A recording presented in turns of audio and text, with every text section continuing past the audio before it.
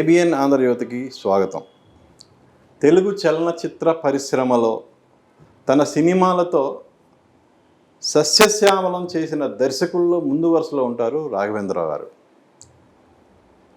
మే 2వ తారీఖుకి దర్శకుడిగా ఆయన 50 సంవత్సరాలు పూర్తి చేసుకుంటున్నారు. ఇది ఒక అరుదైన రికార్డ్. ఈ 50 సంవత్సరాల కెరియర్ గురించి, అలాగే తన ఫ్యూచర్ ప్లానింగ్ గురించి రాఘవేంద్ర గారు ఏం చెప్తారనేది ఆయన మాట్లాడదాం. నమస్తే రాఘవేంద్ర గారు. First of all congrats sir. Thank you. 50 సంవత్సరాలు డైరెక్టర్గా అంటే అసలు అన్ఇమాజిన్ కదా సార్. మీకు ఎలా అనిపిస్తుంది సార్? అంటే యాక్చువల్గా చెప్పాలంటే నా డ్యూటీ నేను చేశాను అనిపిస్తుంది. జనరల్గా నేను ఇన్ని సంవత్సరాలని లెక్క పెట్టడం మీరందరూ ఫోన్లు చేసి మే 2 అంటే తప్ప నాకు గుర్తురాదు అసలు. బట్ ఏంటంటే యాక్చువల్గా అయితే నేను ఒకళ్ళకి ఎప్పుడూ చెప్తూ ఉంటాను. నేను అసిస్టెంట్ డైరెక్టర్గా చేరినప్పుడు మొట్టమొదటి క్లాప్ ఎన్టీ రామారావు మీద కొట్టాను. ఓకే. పాండవ. అలాంటిది అడవి రాముడితో విశ్వఖ్యాత నట సామ్రాట్ గౌరవనీయులు ఎన్టీ రామారావుతో అడవి రాముడు తీసినప్పటి నుంచే నాకు స్టార్ డైరెక్టర్ అనే పేరు వచ్చిందన్నమాట. అండ్ ఆ రోజు ఆయన మీద కొట్టిన క్లాపు తర్వాత ప్రేక్షకులు ఇన్ని క్లాప్స్ కొడతారని ఎప్పుడూ ఊహించలేదు. అందులో అడవి రాముడులోనే మొదట అసలు చేంజ్ అయ్యారు. సినిమా పాటకి అంతకుముందు రామారావు వస్తూ ఉంటే పువ్వులు తల్లటం లేకపోతే హారతి ఇవ్వటం ఉండేది. నేను ఎందుకో అనుకున్నాను, నడిచి వస్తేనే పూలు తల్లుతున్నారు, ఏనుగు మీద వస్తారా ఉంటుందని. చాలా సందర్భాల్లో చెప్పారు మీరు. సో ఆర్ఎస్కోబోయే పాటకి మొత్తం అన్ని థియేటర్స్లో డబ్బులు వేయటం మొదలుపెట్టారు. అంటే అది దాన్ని బట్టి అప్పటి నుంచి నాకు ఆయన మీద నేను ఎంత సక్సెస్ఫుల్గా ఉంటానికి కానీ, ఎంత మంచి సినిమాలు తీయటానికి కానీ ఆయన బ్లెస్సింగ్సే, ఆయన వల్లే ఉన్నాను అనేది మెయిన్గా ఎప్పుడూ చెప్తూ ఉంటాను. అండ్ ముఖ్యంగా ఈ 50 ఏళ్ల జర్నీలో నేను ఎప్పుడు ప్రొడ్యూసర్ లేనిదే మనం ఎంత ప్రతిభ ఉన్నా కూడా ప్రొడ్యూసర్ లేనిదే మనం సినిమా డైరెక్టర్ అవడానికి కానీ దీనికి అందుకనే ఇప్పుడు ఈ జర్నీలో నేను థ్యాంక్స్ చెప్పాల్సి ఉంటే ప్రొడ్యూసర్స్కి, నాతో పనిచేసిన ఆర్టిస్టులకి, నాతో పనిచేసిన టెక్నీషియన్స్కి, డిస్ట్రిబ్యూటర్స్కి, థియేటర్ ఓనర్స్కి, ప్రేక్షకులకి ముందు వాళ్ళకి మటుకు ఎప్పుడు రుణపడి ఉంటాను. ఇప్పటికీ మన థియేటర్లోంచి బయటకెళ్ళే పిల్లలు అడుగుతూ ఉంటారు, ఏమంటే ఎందుకు తీసలేదు సినిమాలని. అంటే కొత్త వాళ్ళు వచ్చారు కదమ్మా, వాళ్ళు చేస్తామంటే మీలాగా పాటలు ఉండలేదండి అని. ఓకే, అది ఎప్పుడు ఉండే కంప్లైంటే కదా. అంటే ఏ బ్రాండ్ పడినా పర్వాలేదు నాకు. నేను ఫస్ట్ పిక్చర్ బాబు అనేది సార్ అసలు ఎలా వచ్చింది సార్ ఫస్ట్ పిక్చర్ బాబు? అదే ఒరిజినల్గా రామానాయుడు గారితో మా నాన్నగారు శ్రీజన్మ చేసినప్పుడు కానీ, దీంట్లో కానీ 2-3 సినిమాలు ఉన్నప్పుడు నేను అసిస్టెంట్ డైరెక్టర్గా చేసినప్పుడు ఆయన కూడా చాలా సరదాగా ఉండేవారు. నేను మ్యూజిక్లో కానీ దీంట్లో కానీ బాగా ఇంట్రెస్టింగ్గా ఉండటం చూసి, రాఘవేంద్రరావు ఫస్ట్ పిక్చర్ నువ్వు నాకే చేయాలి అది. అప్పుడు నాన్నగారు వాడికి ఇంకా ఎక్స్పీరియన్స్ చాలతో తర్వాత చెద్దుకన్నా, అందులో సౌందర్యలో ఫస్ట్ గెస్ట్గా ఆయన్నే పిలిచాను. ఆ తర్వాత మా ఫ్రెండ్స్ ఏవిఎం చేజర్ అని, అడుచుమల్లి కుమారు, అడుచుమల్లి వేణు, అడుచుమల్లి గోపాలకృష్ణ, ఈ ముగ్గురు కలిసి సరదాగా సినిమా తీద్దామంటే నేను ఫస్ట్ టైము ఎవరో చేయనట్టు చెయ్యాలి అని ₹1,00,000 సినిమా విలేజ్కి వెళ్ళిపోయి తీసి ఒక రికార్డు క్రియేట్ చేయాలి కొత్త ఆర్టిస్టులందరితో అని చెప్పి వాళ్ళు చెబితే లేదు కేసీబీ బ్యాక్గ్రౌండ్ ఉంది.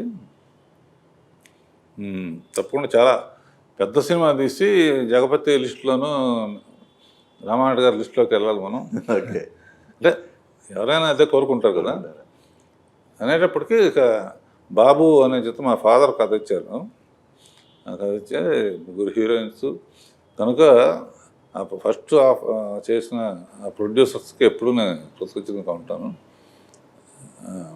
అందులో పర్టికులర్గా 1975 రంగుల సంగీత వైభవం అని మోహన్ కుమార్ అని మీ జర్నలిస్ట్, సీనియర్ జర్నలిస్ట్ ఉన్నాడు కదా,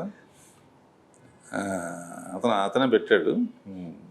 పెట్టి ఆ పిక్చర్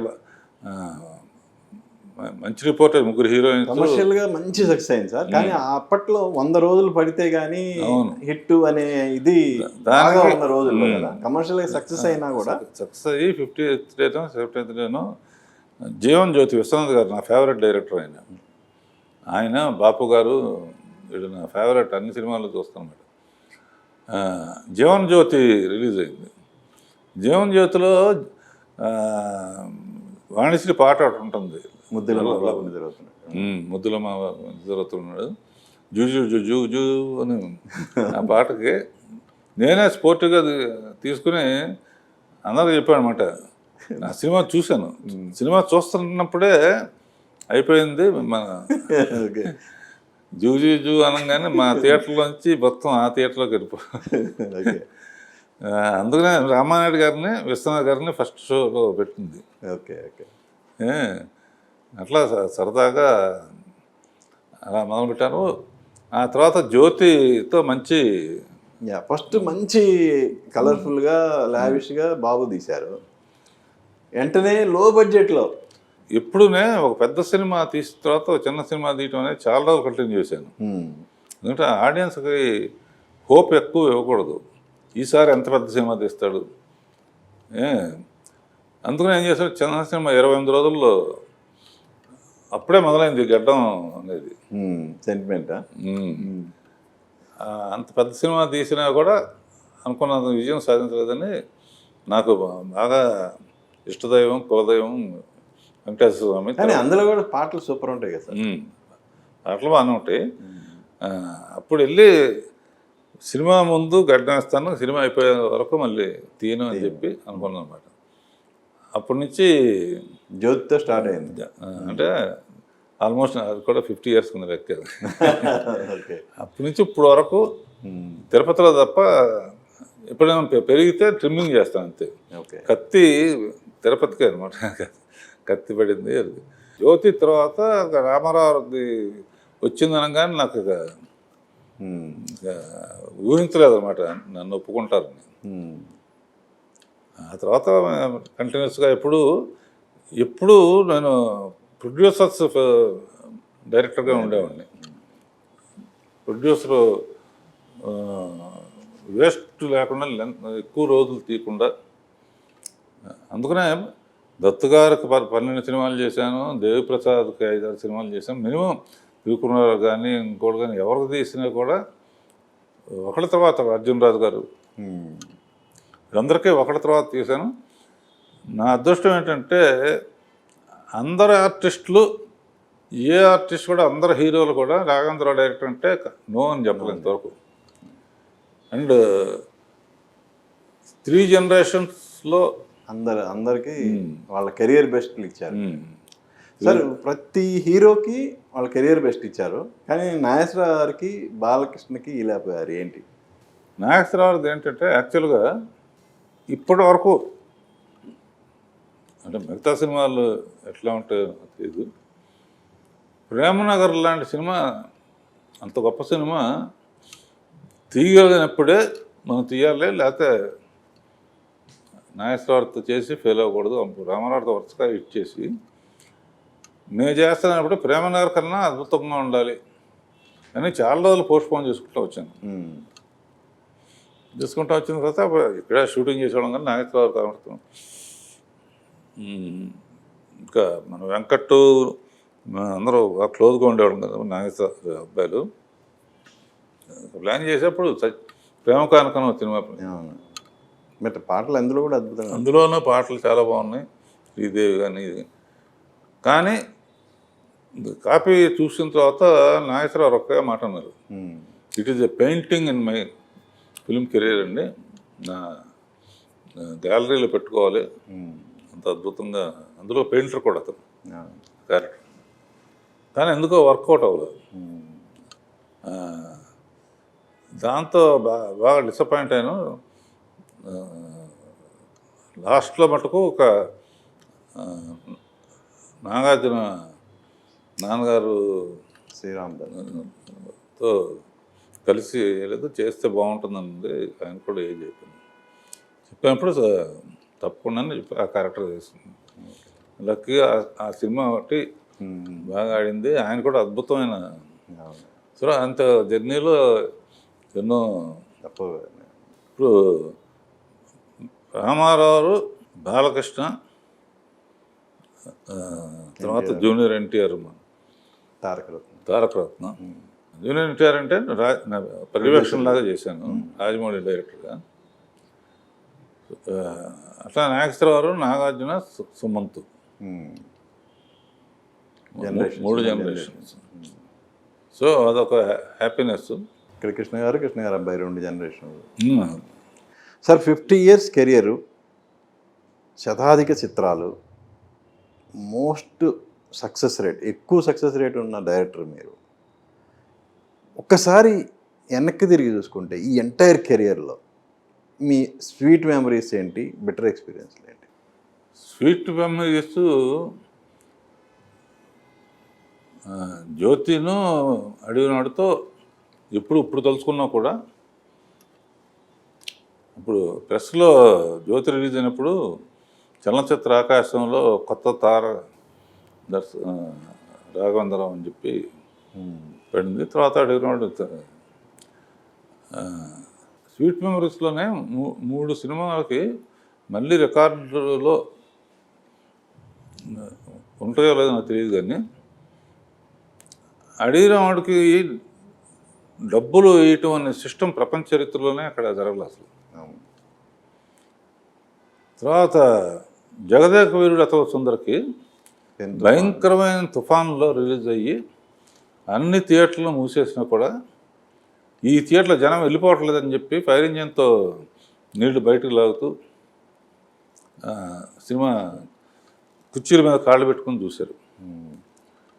మూడవది అన్నమయ్య అనేది నాకు ఇప్పటికీ ఎన్ని ఫోన్లు వస్తాయి, ఎప్పుడు చూసినా కూడా రాగందరూ తెగ ఏడిపించేసేవే అంటున్నారు.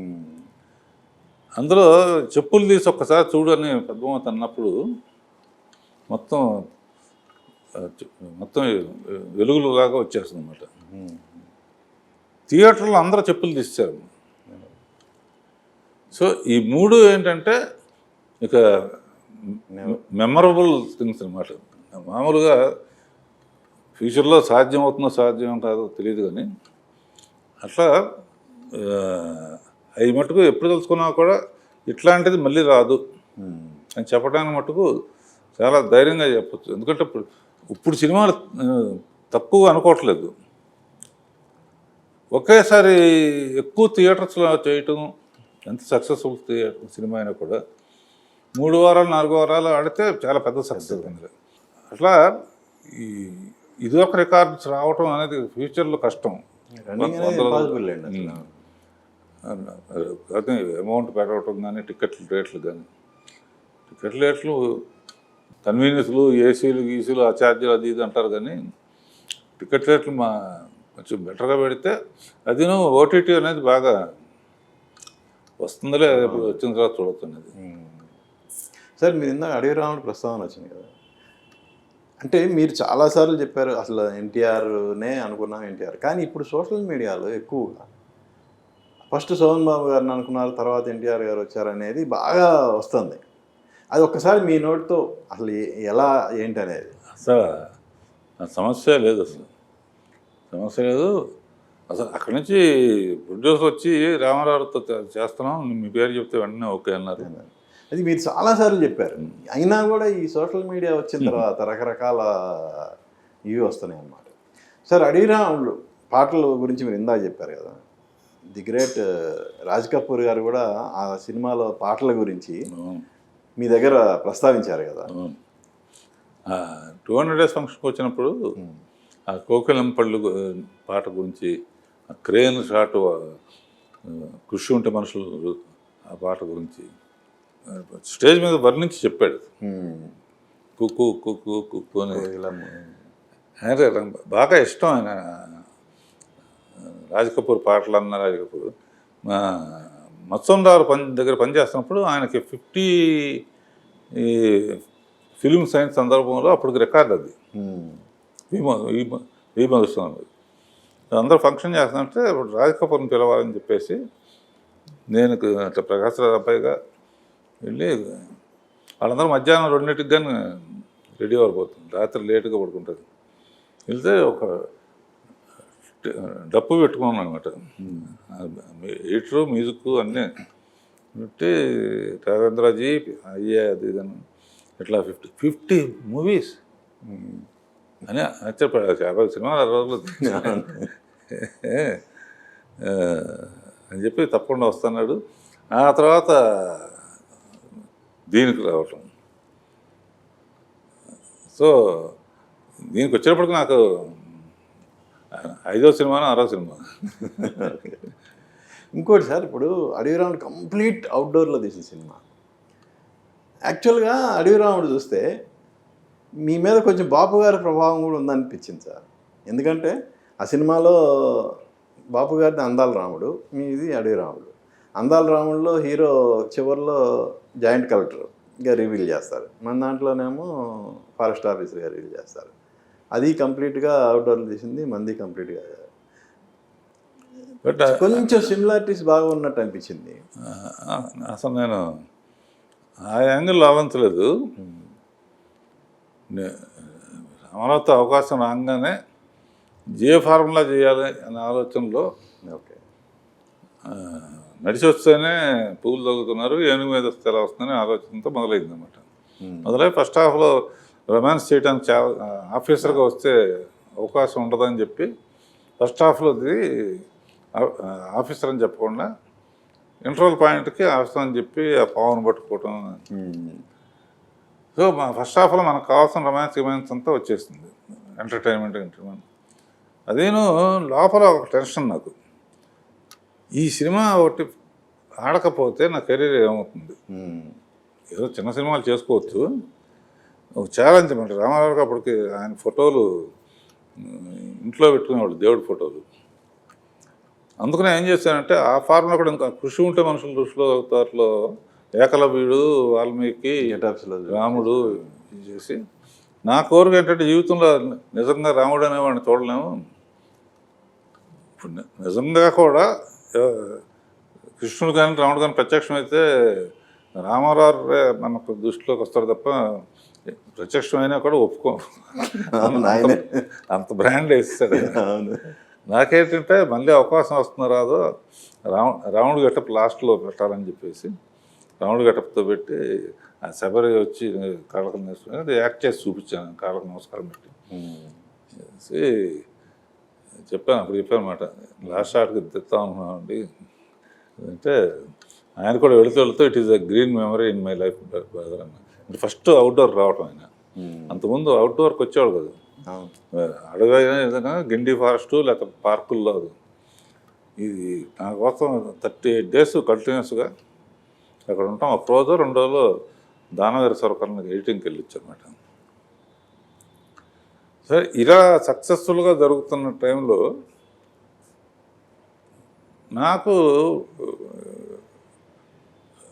ఫెయిల్యూర్స్ కొన్ని వచ్చినాయి, సూపర్ హిట్స్ వచ్చినాయి. ఒకవేళ కొత్త తరం అనేది కంపల్సరీగా వస్తుంది. కొత్త తరం వచ్చినప్పుడు మనం పక్కకు తప్పుకోవాలి. అది కొత్త నీరు వస్తే పాత నీరు పోతుంటారు. అది వస్తారు, అప్పుడు మనం ఏం చేయాలి? నేను చదివిన బిఏకి ఏం ఉద్యోగం రాదు, డ్రైవింగ్ తప్ప మనకు తెలియదు. ఏం చేయాలి అని ఆలోచిస్తున్నప్పుడు ముందు పిల్లల స్కూల్ ఏమైనా పెడదాం, నాకు పిల్లలు అంటే బాగా ఇష్టం అనమాట. తర్వాత ఇవన్నీ ఎందుకు మనకు లేని పని, పిల్లలకి ఏం జబ్బు చేసినా కూడా వెంటనే మనం అప్పుడే ఈటీవీ రామోజీరావు గారు ఈటీవీ సీరియల్స్ మొదలవుతున్నాయి. అప్పటికి రాజమౌళి ఎలక్ట్రానిక్ మీడియా అడ్వైజర్ ఉన్నప్పుడు యాడ్స్ చేసేవాడు. గవర్నమెంట్ శాంతినివాసం ఏంటంటే మెయిన్ లైన్ నేను ఫస్ట్ డైరెక్టర్ అయితే ఆ సినిమా ఇద్దాం పెట్టుకున్నాను. ఓకే. ఆ లైను ఎస్వి రంగారావు పాండవనాథం కూడా అనేవారు. నేను బాగా క్లోజ్గా ఉండేవాడిని. బందిపోటు దొంగలు అందులో కూడా. అరే నువ్వు డైరెక్టర్ అయితే నేను ఫ్రీగా యాక్ట్ చేస్తాను అంటే ఆయన దృష్టిలో పెట్టుకుని నేను తయారు చేశాను అన్నమాట. అది రాజమౌళికి సీరియల్గా చెప్పినప్పుడు అతను దాన్ని 500 ఎపిసోడ్లకి 1000 ఎపిసోడ్లకి ఎక్కువ ఐడియా నాదైనా కూడా ఎక్కువ క్రెడిట్ రాజమౌళిది అనమాట. చాలా అప్పటి నుంచే తెలిసిన హార్డ్ వర్క్. అది బ్రహ్మాండాన్ని హిట్ అయిన తర్వాత వెంటనే స్టూడెంట్ నెంబర్ 1 తీద్దామని చెప్పి దత్తు గారు నేను కలిసి స్వప్న సినిమాను మొదలుపెట్టి స్టూడెంట్ నెంబర్ 1లో రాజమౌళికి ఛాన్స్ ఇద్దాం, నేను పైనుండి చూసుకుంటాను అని చెప్తే దత్తు గారు కూడా ఓకే అన్నారు. సో అలా రాజమౌళికి ఇచ్చి నాకేంటి సీరియల్స్ కూడా సినిమా లాంటిదే. స్టోరీ డిస్కషన్ ఉంటుంది.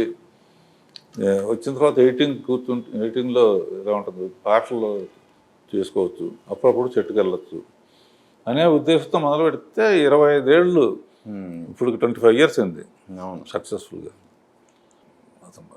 3-4 సినిమాలు అయిన తర్వాత రాజమౌళితో అన్నాను అన్నమాట, కష్టం ఎప్పుడైనా నీకు వీలున్నప్పుడు, నాకేం తొందర లేదు, డబ్బులతో పని లేదు, వీలున్నప్పుడు ఒక సినిమా చేయమన్నప్పుడు అది దైవ సంకల్పం మీద. అప్పటికి మా అల్లుడు ఆడపిల్లలు మా పిల్లలు అంత క్లోజ్గా ఉండటంతో బాహుబలితో సార్, బాహుబలి సబ్జెక్ట్ ఫస్ట్ మీకు చెప్పినప్పుడు మీకేమనిపించింది? బాహుబలి సబ్జెక్ట్ చెప్తానన్నప్పుడు అంటే వాళ్ళు క్లోజ్గా ఉంటారు కాబట్టి నేను పేరు వరకే పెట్టుకుని వాళ్ళకు అల్లుడును మేనల్లుడు నేను సబ్జెక్ట్ విని నేను ఏదైనా కరెక్షన్ చెప్పినా కూడా అతను సక్సెస్ ఫార్ములాలో ఉన్నాడు అని చెప్పేసి నేను విన్నాను చెప్పాను. రాజమౌళి అడిగినా కూడా విన్నాను చెప్పాను. ఆ తర్వాత ఏంటంటే ఒక రోజు నేను కూడా ఫిలిం సిటీలో షూటింగ్ జరుగుతూ ఉంటే డైరెక్టర్ గారు విని తెరాలి, చాలా ఎక్కువ వచ్చేటట్టు ఉంది, ఇది 2 పార్ట్లుగా తీయాలా, ఒక పార్ట్గా తీయాలని డెసిషన్ తీసుకునే టైం వచ్చింది, వినాల్సిందే అని చెప్తే అప్పుడు ఫిలిం సిటీలోనే 2.5 hours చెప్పాడు మాకు. ఒక్కొక్క షాటు ఎన్ని చిట్టాల్సినట్లు చెప్పి చెప్తే ఇందులో తీసేయటానికి ఏమీ లేదు కనుక 2 parts చేయండి, చేసి కొంచెం ఎంటర్టైన్మెంట్ సాంగ్స్ యాడ్ చేయండి అని చెప్పిన తర్వాత 2 parts అనిపించింది. ఫస్ట్ పార్ట్ అయిన తర్వాత అప్పటికి 60 crores ఆల్రెడీ సెకండ్ పార్ట్లో పెట్టుంది. ఓకే. తర్వాత ఎప్పుడో గుర్తుకొచ్చింది అనమాట, ఫస్ట్ పార్ట్ ఏమన్నా అటు ఇటుగా అయితే మొత్తం మా అందరు ఆస్తి కలిపిన అంత ఉండదు. But God's great and is hard work. అందరూ కలిసి ఒక రికార్డు. నాకేంటంటే అటువంటి సినిమాకి కె రాఘవేంద్రరావు ప్రజెన్స్ అని పడినందుకు అప్పుడు ఆ బాహుబలి కత్తి గిఫ్ట్ లాగా. సో అట్లా బాహుబలితో కంప్లీట్గా. ఇప్పుడు మీ ప్రజెంట్స్ అన్నారు, మరి మీ వాటా ఎంత వచ్చింది? బాగానే వచ్చింది. అంటే కష్టం అంతా వాడదే కదా. ఆ విషయంలో very very happy. And sir ఒకటి సార్, ఇప్పుడు మళ్ళీ ఒక్కసారి వెనక్కి వెళ్తే అడవి రాముడు సూపర్ సక్సెస్ అయిన తర్వాత ఎమ్మటే సింహబలుడు అది బాగా డిసప్పాయింట్ చేసింది. అరే ఏంది ఫస్ట్ సినిమా అంత పెద్ద హిట్ ఇచ్చాము, ఇది డిసప్పాయింట్ చేసింది, మరి పెద్ద ఆయన ఏమన్నారు అప్పుడు? మీ మధ్య ఎలాంటి డిస్కషన్ జరిగింది అసలు? అదొకటి, తిరుగులేని మనిషి ఒకటి, అటువంటివి కొన్ని. మ్మ్. ది గ్రేట్నెస్ ఆఫ్ రామారావు ఒక్కడే కాదు, మ్మ్. అందులో కృష్ణ కానీ, సోమన్ బాబు కానీ, కృష్ణరాజు కానీ, చిరంజీవి గారు కానీ, నాగార్జున కానీ, పనిచేసిన వాళ్ళందరూ ఎవ్వరూ పర్టికులర్గా రామారావు ఆయన తలుచుకుంటే ఫెయిల్యూర్ తీసాడు, ఇంకోటి పెట్టుకున్నాను. ఆయనలో గొప్పతనం ఏంటంటే ఇట్స్ ఆల్ రైట్ బ్రదర్, జయంతి తీయకూడదని నేర్చుకున్నాం, నెక్స్ట్ మంచి సబ్జెక్ట్ ప్లాన్ చేసుకోండి, అట్లా ఆయన.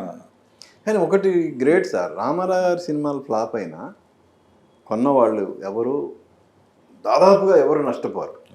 ఎందుకంటే ఆయన ఆ ఓపెనింగ్స్ కానీ ఆ కలెక్షన్స్ కానీ వచ్చాయి మిగతా వాళ్ళతో పోల్చుకుంటే, అది కాదనలేని సత్యం కదా మనం. అది కాకపోతే సక్సెస్ లేదన్న ఒక ఫీలింగ్ ఉంటుంది. ఇంకొక తృప్తి ఏంటంటే ఆయన ఆఖరి సినిమా కూడా నేనే చేయడం. అవును.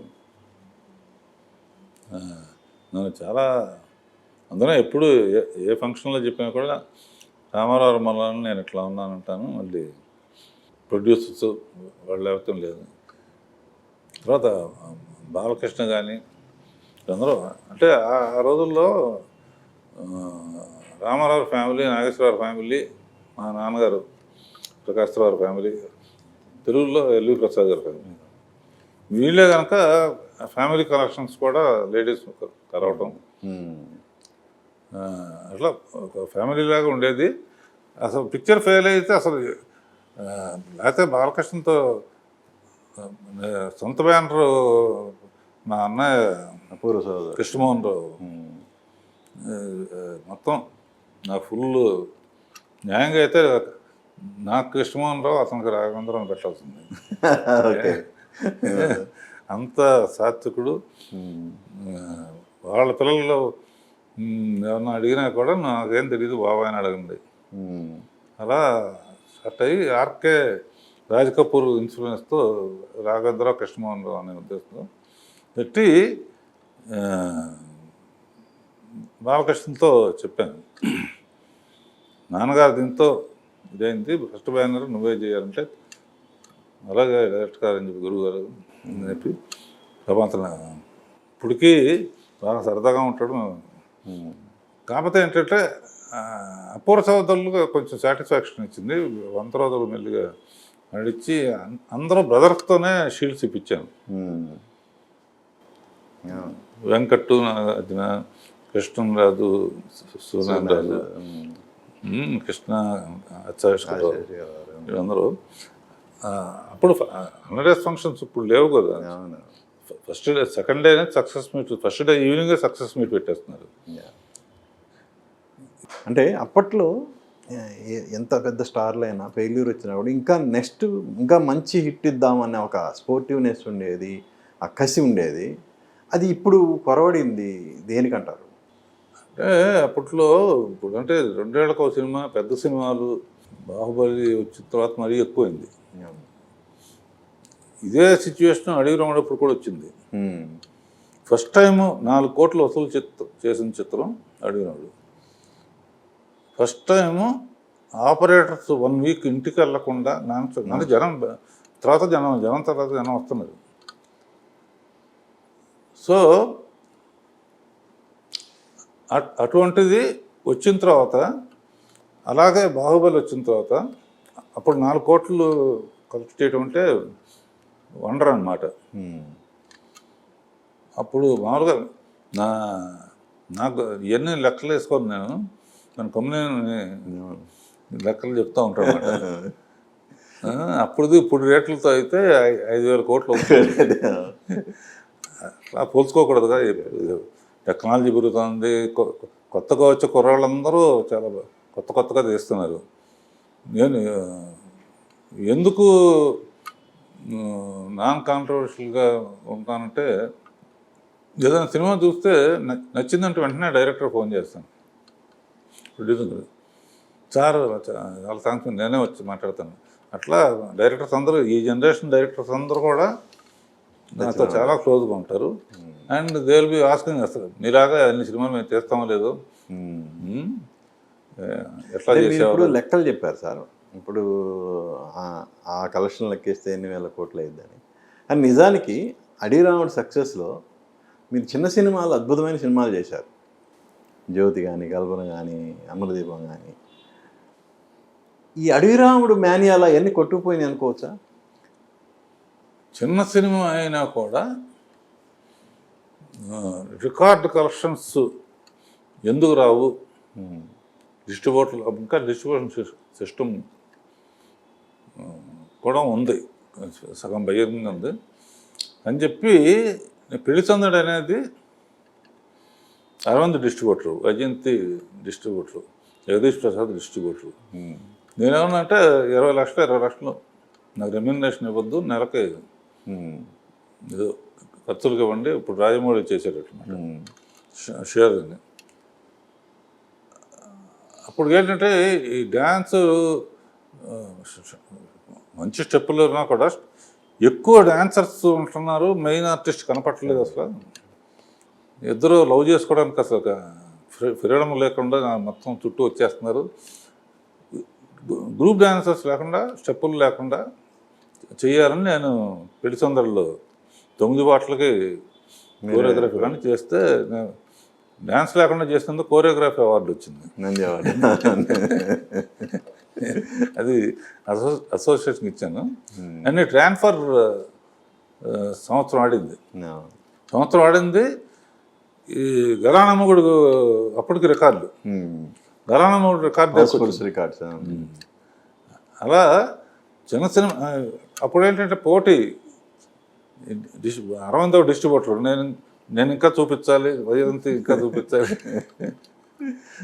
అండ్ కామెడీగా చెప్పుకోవాలంటే మన బిఏ రాజు పాపం చనిపోయాడు, కానీ సూపర్ హిట్ మ్యాగజైన్ పెట్టినప్పుడు, సార్ ఈ సినిమాకి మీ ముగ్గురే హీరోలు, నన్ను అరవిందను దత్తుని, జగదీష్ డిస్ట్రిబ్యూషన్లో ఉండేవాడు కూడా విజయవాడలో ఉండేవాడు. మీ కవర్ పే చేస్తా ఉంటే నా మాట ఏమయ్యా వద్దాను, నా మాట ప్రొడ్యూస్ ఆర్టిస్టులు అయితే పండించుకుంటారు, లేదండి అసలు నిజమైన హీరోలు మీరే అంటే అందరూ పౌడర్ వేసుకొని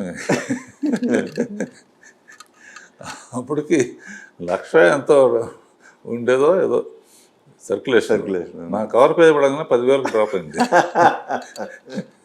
ఎందుకంటే స్టార్డమ్ మనం ఇప్పుడు మమ్మల్ని మనం గుర్తిస్తారో పేరు ఉంటుంది తప్ప, స్టార్డమ్ ఆర్టిస్ట్ బొమ్మ పెట్టుకుంటే ఆడమ్మ బొమ్మ కానీ హీరో బొమ్మ కానీ పెట్టుకుంటే బాగుంటుంది. కానీ అరే ఎన్ని అనుకున్నా ముందు కాన్ఫిడెన్స్ అండి. ఇప్పుడు మీ అంతటి మీరు నాకు ఓన్లీ మంత్లీ ఎంత ఇవ్వండి, షేరింగ్ బేస్ అన్నారు. ఇప్పుడు రాజమౌళి గారు అదే బేస్లో వెళ్తున్నారు. అసలు ఇప్పుడు ఉన్న ఇండస్ట్రీ ఉన్న స్లంప్కి స్టార్ హీరోలు ఆ బేసిస్ మీద చేస్తే అటు కాస్ట్ ఆఫ్ ప్రొడక్షన్ తగ్గిద్ది, నిర్మాతకి బడ్జెట్ తగ్గిద్ది, సినిమాల డెఫినెట్గా సినిమా అనేది బాగుపడుద్ది కదా. అసలు ఆ వైపుగా ఎవరు ఎందుకు ప్రయత్నం చేయట్లేదు? నేను అందుకనే ఎన్నిసార్లు డైరెక్టర్స్ అసోసియేషన్కి, ప్రొడ్యూసర్ కౌన్సిల్కి, ఛాంబర్కి ఉండమంటే నేను ఎప్పుడూ ఉండనంటాను. ఎవరు ఆలోచన వాళ్ళది. And this is the only field. నీకు తెలుసో లేదో, ఒక ఐఏఎస్ ఆఫీసర్ అవ్వాలంటే ఐఏఎస్ చదవాలి, పోలీస్ ఆఫీసర్ అయితే చదవాలి, ఐటీ అంటే చదవాలి, ఏది కావాలన్నా కూడా చదవాలి. సినిమా ఫీల్డ్ ఒకటే దానికి ఏమి డిగ్రీ అవసరం లేదు. నీ దగ్గర డబ్బు ఉంటే నువ్వే హీరోగా ఉండి నువ్వే ప్రొడ్యూస్ చేసి నువ్వే డైరెక్ట్ చేసుకోవచ్చు. సో ఎక్కువ అలాగే వస్తాయి. కాలక్రమేణా కొత్త ప్రొడ్యూసర్స్ కూడా అవకాశం వచ్చి టూ మెనీ ఫిల్మ్స్ అయ్యి కొంచెం బాగా డబ్బున్న వాళ్ళు 4-5 కలిసి పెద్ద సినిమాలు తీసి అంటే ఒక విధంగా అంటే బాహుబలి రిలీజ్ అయినప్పుడు అనుకున్నాను నేను, ఇది ఒక విధంగా మంచికి, ఒక విధంగా అన్నీ అట్లా అవగా నవ్వదు కదా. అవును, ఇంత ఖర్చు పెడితే వస్తుందని లెక్క కాదు, అందులో కంటెంట్ మెయిన్ కదా. పులిని చూసి నక్క వాత పెట్టినట్టు అయిపోతుంది ఇప్పుడు. అంటే అందుకనే దాని మీద నేను ఎప్పుడు కామెంట్ చేయను, చేసి కూడా. ఎందుకంటే ఎవరి లెక్కలు వాళ్ళేమో కొన్ని ఏమో ప్రూవ్ అయ్యి హాలీవుడ్ డైరెక్టర్స్ కూడా, బాంబే వాడు కూడా మన పిక్చర్లతో డబ్బింగ్లోనే డాకు మహారాజు బాలాజీ కానీ, పుష్ప కానీ ఇవన్నీ సెన్సేషన్గా హిట్ అవుతున్నప్పుడు ఇక్కడికన్నా కూడా బాంబేలో ఎక్కువ. సో ఎవల్యూషన్ వచ్చిన తర్వాత మనం యాక్సెప్ట్ చేస్తాం. మీరు అన్నది కరెక్టే సార్. మీ టైంలో మీరు అన్ని వరుస హిట్లు ఇచ్చిన, అటు దాసరి గారు వరుస హిట్లు ఇచ్చిన, కొత్త సినిమా చేసేటప్పుడు ప్రొడ్యూసర్ని కూర్చోబెట్టి కథ చెప్పేవాళ్ళు, బడ్జెట్ వేసేవాళ్ళు, అన్నీ ఒక పద్ధతి ప్రకారం వెళ్ళేవి కదా. ఇప్పుడు ఎంతమంది ప్రొడ్యూసర్లకి ఏ డైరెక్టర్ కథ చెప్తున్నాడు, ఎంతమందికి అసలు తమ సినిమాకి బడ్జెట్ ఎంత అయింది అనేది ఎంతమంది నిర్మాతలకు తెలుస్తుంది? ఇది కరెక్ట్గా అడ్రస్ చెప్తాను. ఎండిసి చైర్మన్ దిల్ రాజుని, ఛాంబర్ చైర్మన్ దామోదర్ని వాళ్ళని అడిగితే ఓకే, మీ సబ్జెక్ట్ కాదంటారు. అంతేలేండి, మీరు అన్నారు కదా ఇప్పుడు నాన్ కాంట్రవర్షియల్ అన్నారు కాబట్టి ఓకే. కాదు, రాజకీయాలు కానీ సినిమాలు కానీ ఇంకోటి కానీ చూస్తూ ఉంటే నవ్వుకోవాల్సి వస్తుంది అంతే. అంతకన్నా మనం ఏమన్నా చెప్పితే మనం అంటే నేనేను కాదు, అదే ఎవరు పాటించే వాళ్ళు కూడా లేరులేండి. ఇప్పుడు మీరు పెద్ద మనసుతో పెద్దరికంతో చెప్పినా దాన్ని ఆచరిద్దామనే యాంగిల్లో ఆలోచించట్లా. దాంట్లో ఉన్న దాన్ని తీసుకొని ట్రోల్ చేయటం ఎక్కువైపోయినాయి. అవి అన్నెసరీ. నిజంగానే మీరు అన్నట్టు నేను రాసుకున్న సినిమాకి రాసుకున్న ప్రేమలేఖలో మెయిన్గా it is high time that social మీడియాని కంట్రోల్ చేసే ఇది రావాలి. అయితే ఎంత రాంగ్ న్యూస్లు రాస్తున్నారంటే, తమ్మనేలో ఒకటి ఉంటుంది, మ్యాటర్ ఏముండదు అందులో. ఒక దాంట్లోనేమో రాఘవేంద్రరావు చిరంజీవి గొప్ప అన్నాడని పెట్టారు, అంత కింద వేరే ఉంది. ఒక దాంట్లో ఇదే మళ్ళీ రాఘవేంద్రరావు అసలు బాలకృష్ణ కన్నా మంచివాడు ఇంకోటి లేడు అన్నాను. అసలు కింద మ్యాటర్లో అది ఉండదు. అట్లా విచ్చలవిడి అయిపోయింది అన్నమాట సోషల్ మీడియా అని, సినిమా అని. అలా సోషల్ మీడియా ద్వారా మిమ్మల్ని ఎక్కువగా బాధించిన ఇది ఏది సార్? అంటే ఒకే ఒకటి, అసలు మాధవ్ వేరు చెప్పరని రాస్తే నేను పెద్ద పట్టించుకోవాలి. మా సిస్టర్స్ మటుకు ప్రతిదానికి సైలెంట్గా ఉంటే ఎట్లా అంటే, నేను దానిలో ఏలు పెడితే ఎక్స్టెన్షన్ అవుతుంది, అది ఎవరు పట్టించుకుంటారు అది, దాని గురించి నేను అసలు రియాక్టే అవను అసలు. కాకపోతే రాను మరి టూ మచ్ అయింది. అది ఈ మధ్య కొంచెం దిల్ రాజు వీళ్ళందరూ కూడా కొంచెం స్పీడ్గానే మాట్లాడుతున్నారు. అది అంటే మీ సెక్షన్ వేరు, అంతర్జాతి ఈనాడు ఇవన్నీ కూడా ఒక స్టాండర్డు, ఒక ఇది మెయింటైన్ చేస్తున్నారు. యూట్యూబ్ వాళ్ళకి ఏముంది, ఏ గాసిప్ రాస్తే అంత ఇది వస్తుంది, ఏ శాలబిలిటీ ఏంటి అనేది చూస్తున్నారు అంతే తప్ప వాస్తవం అనేది. సరే, ఇందాక మీరు రాజకీయాల ప్రస్తావన వచ్చింది మన దగ్గర. మీరు ఎన్టీఆర్కి అంత సన్నిహితంగా ఉన్నారు. తెలుగుదేశం పార్టీ స్థాపించిన తర్వాత దానికి ప్రకటన చేశారు, దానికి యాడ్లు చేశారు ఉన్నా. కానీ ప్రత్యక్ష రాజకీయాల్లోకి మీరు ఎందుకు రాలేదు? నాకు ముందు సబ్జెక్ట్ తెలియదు అమ్మా. రామారావు అన్నప్పుడు ఎలక్షన్స్కి పాటలు చేయటం ఇవన్నీ చేశాను. ఆయన కూడా అయిన తర్వాత ఐఏఎస్ ఆఫీసర్స్ అందరినీ జనరల్గా పిలిచి లాస్ట్ డేస్లో రాఘవేంద్రరావును నారాయణరావు పిక్చర్స్ కూడా నా గెలుపుకు కారణమైనవి. కొన్నిటి జస్టిస్ చౌదరి అట్టినట్టు ఆయన బొబ్బులు పులి సర్దార్ పాపారావు అట్లా.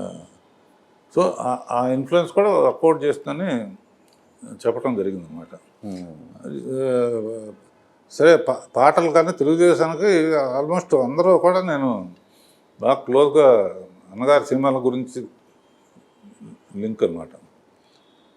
ఆ తర్వాత అన్నగారు అయిన తర్వాత నెక్స్ట్ చంద్రబాబు గారి టైంలో కూడా ఆయన నవ్వుకున్న కవర్ చేసి ఎలక్ట్రానిక్ మీడియా అడ్వైజర్గా పెడతామంటే మీరు అంటే ఆయన మంచి విజన్ ఉన్నారు, ఎవరిని ఎలా వాడుకోవాలో తెలుసు ఆయనకి.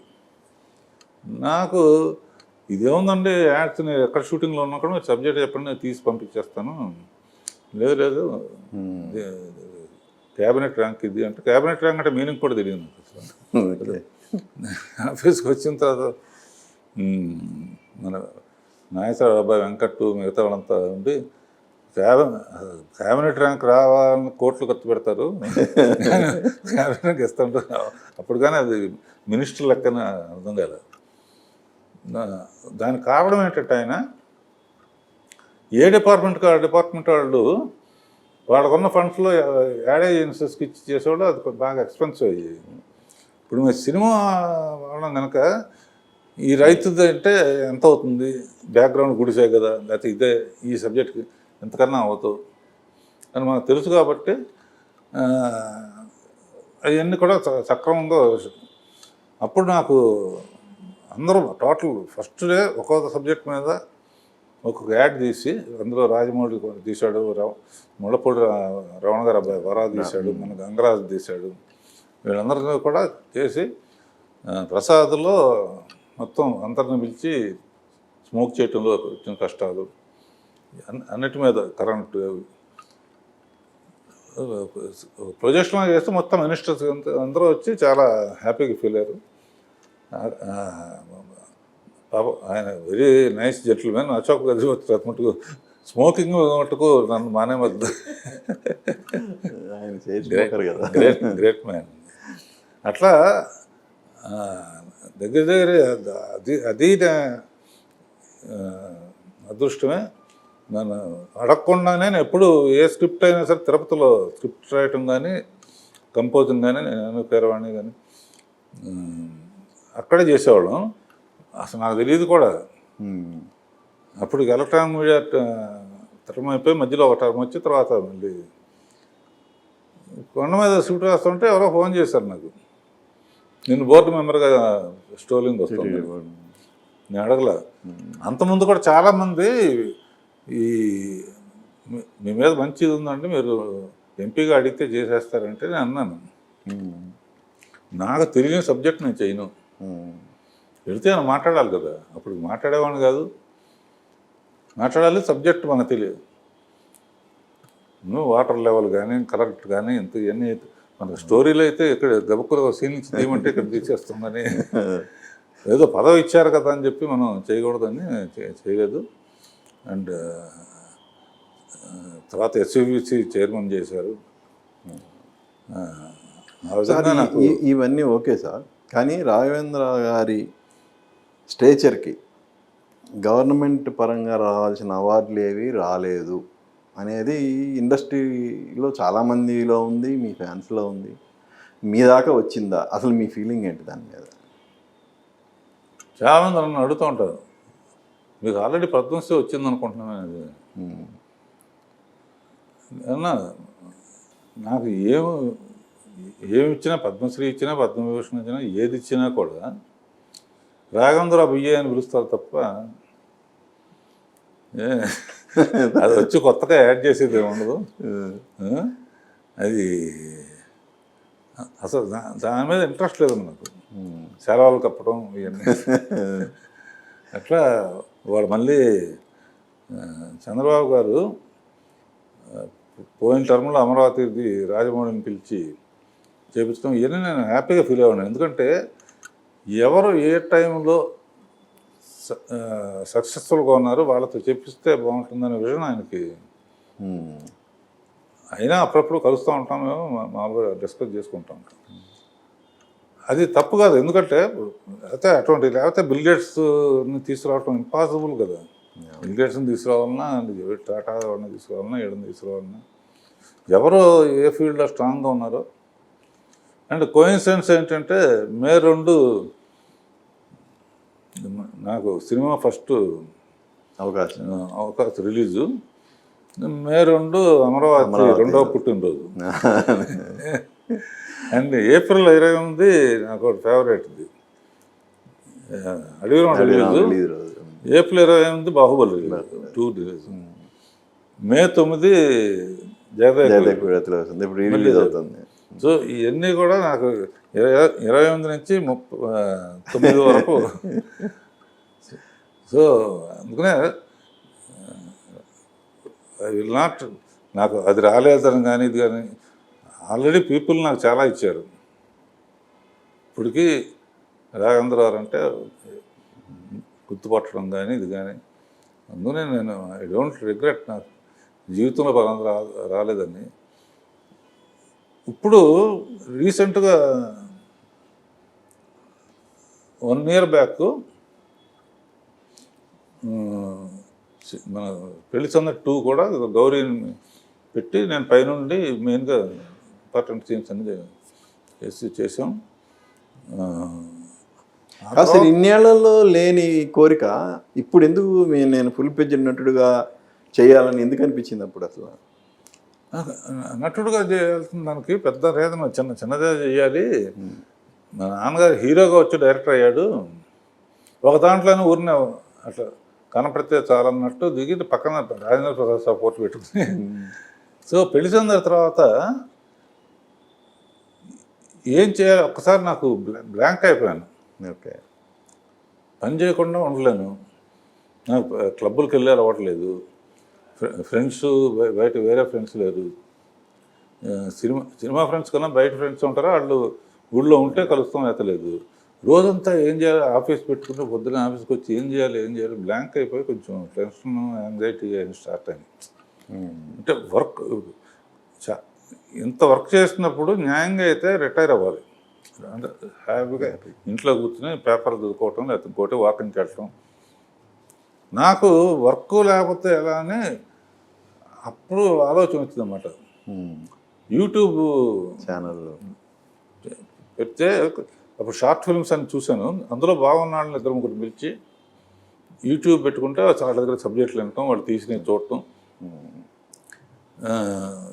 దాని తర్వాత ఇప్పుడు ఈటీవీలో కథా సోదరని 1/2 అవర్ మూవీస్ లాగా ఓకే అది రావటం.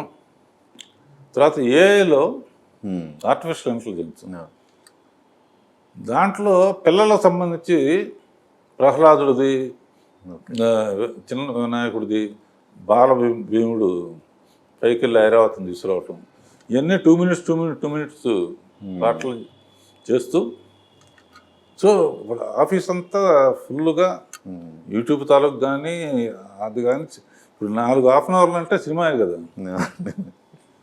సరే వాళ్ళ లైన్ తిరగటం, నేను దాన్ని కరెక్ట్ చేయటం, నేను కూడా సెట్కి వెళ్ళి వాళ్ళ దగ్గర నుంచి నేను కొంచెం నేర్చుకోవటం, నేను నాది వాళ్ళు యూట్యూబ్ అంటే చిన్నది, ఆ స్పాన్ ఉన్నప్పుడు ఎలా వాడుకోవాలి అన్నీ నా దగ్గర తెలుసుకోవటం. ఇది కాకుండా సరే యాక్చువల్గా ఏంటంటే పొద్దున పూట అంతకుముందు కూడా యోగా చేసేవాడిని. పొద్దున పూట ఒక రోజు పిలాటే అని, ఒక రోజు స్విమ్మింగ్ అని అది పెట్టుకుంటాను. మళ్ళీ ఈవినింగ్ వీళ్ళందరినీ తీసుకెళ్ళి పికిల్ బాల్ ఆడతాను. అంటే వర్క్ హాలిక్గా ఉంటమే మీ ఆరోగ్య రహస్యం అనుకోవాలా? అంటే అసలు గ్యాప్ ఉండకూడదు. అక్కడ చూడు కీబోర్డ్ ఉంది, కీబోర్డ్ ఒకటి నేర్చుకుంటున్నాను. నాకు టైం ఉండట్లేదు ఇప్పుడు. ఓకే, ఎంతవరకు వచ్చింది సార్ కీబోర్డు సాధన? పంపిస్తాను. అవునా? ఒక పాట వరకు ఒక్కొక్కటి నేర్చుకున్నాను, పల్లవుల వరకు సరదాకి. అది మైండ్కిను దీనికి రిఫ్రెష్ అంటే. సో ఒక్కసారి ఇప్పుడేంటి వర్క్ అసలు పొద్దున్న లేచిన కాడి నుంచి వర్కే. మళ్ళీ ఈవినింగ్ ఎప్పుడు నేను 6 తర్వాత షూటింగ్ చేయలేదు. ఈవినింగ్ కూడా పికిల్ బాల్ ఆడి ఇంటికి వెళ్ళి సో కుర్రాళ్ళతోనూ 2 అమ్మాయిలు ఏలో వాళ్ళందరితోనూ సరదాగా ఆడుతూ ఉంటే నేనేంటంటే నా దగ్గరికి వస్తేనే బాగా కొడతాను అన్నమాట, అటు ఇటు పరిగెత్తకుండా. సో ఆ టైంని ఆ ఏజ్ వాళ్ళతోనే మా పిల్లలు కూడా ఏ ఫంక్షన్ ఉన్నా కూడా పెద్దవాళ్ళని పిలవకపోయినా నన్ను మటు పిలుస్తారు. అంటే సరదాగా ఏదో సార్ నాన్నగారు ఆర్టిస్ట్ కావాలని వచ్చారు, ఆయన డైరెక్టర్గా మంచి సక్సెస్ అయ్యారు కదా. మిమ్మల్ని హీరో కాకుండా అంటే మీ కోరిక అది ఎలా?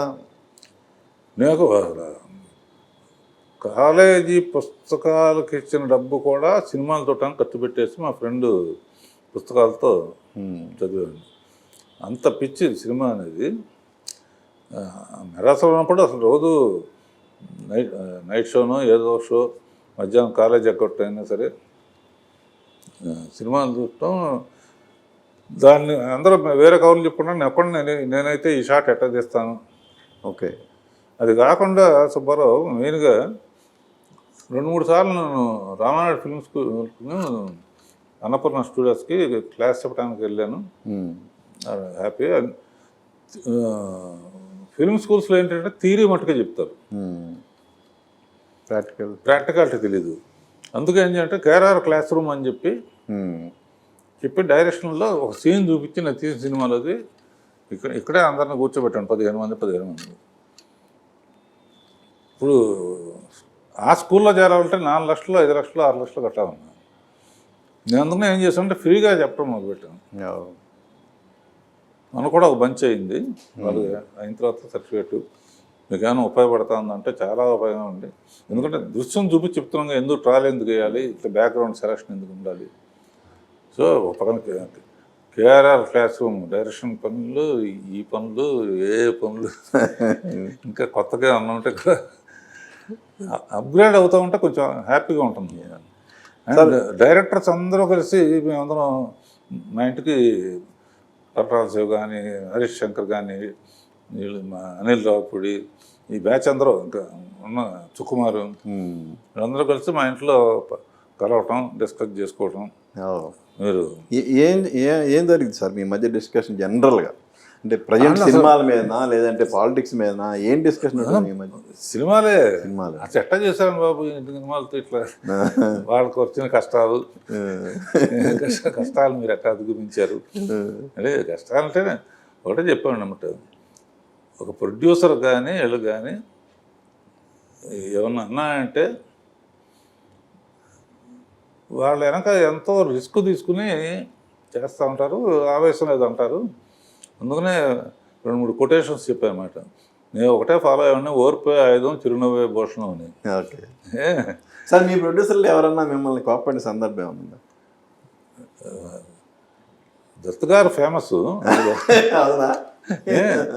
And at the same time వెంటనే హిట్ అవ్వగానే అసలు సరే ఒకసారి బెజార్ నుంచి వేరే ఫ్రెండ్స్ ఫోన్ చేసి నీతో హిట్లు తీసి నిన్నే తిడతా ఉంటాడు, అతనికి ఎందుకు చేస్తాం మనకు చేయొచ్చు కదా అంటే, అలవాటు పడినాడితో బెటర్ కానీ మళ్ళీ కొత్త ఆడితో కూడా అలా మేము ఇద్దరం ఇప్పుడు కూడా జోకులు వేసుకుంటూ ఉంటాం అన్నమాట. అంటే మరి అంత రిసీవ్స్ని వైజయంతి అంటే ఎంత మొత్తం ఆర్టిస్టులు అందరితో చేశారు కదా. తర్వాత ఇప్పుడు స్వప్న వీళ్ళందరూ కూడా. కనుక మనం జనరల్గా అదొక కొటేషను. మన బ్రహ్మానందం భరణి వీళ్ళందరూ ఏంటంటే లిటరరీగా బాగా ఎడ్యుకేటివ్ పీపుల్. కొటేషన్స్ చెప్తూ ఉంటాను అన్నమాట. లైఫ్ని ఇంత లైట్గా తీసుకుంటేనే సీరియస్గా ఉంది, సీరియస్గా తీసుకుంటే ఎలా ఉంటుంది. అందుకనే మా వాళ్ళందరితో కూడా ముందుకు భయపెడతా వస్తారు, అమ్మో ఆయన పిలిచారు మనం, ఆ తర్వాత కామన్ అయిపోతుంది అన్నమాట. అందుకనే ఎప్పుడు మీరు సరదాగా ఎందుకుంటానంటే ఫూల్స్తో తిరుగుతూ ఉంటాను. ఎప్పుడు పెద్ద ఇంటలెక్చువల్గా హార్వర్డ్ యూనివర్సిటీ గురించి కానీ. So I'm really blessed with what I'm today. ఎవరితోనూ కాంట్రవర్ట్. నాకు ఒకటే జీవితంలో ఒకటే కోరిక ఏంటంటే నాకు శత్రువు అనేవాడు లేకుండా ఉండాలి, అంతే. ఉన్నారా అలా? అసలు లేరు. లేరు కదా. ఉన్నా కూడా పలకరిస్తాను. ఉన్నా కూడా వాళ్ళు నువ్వేస్తారు.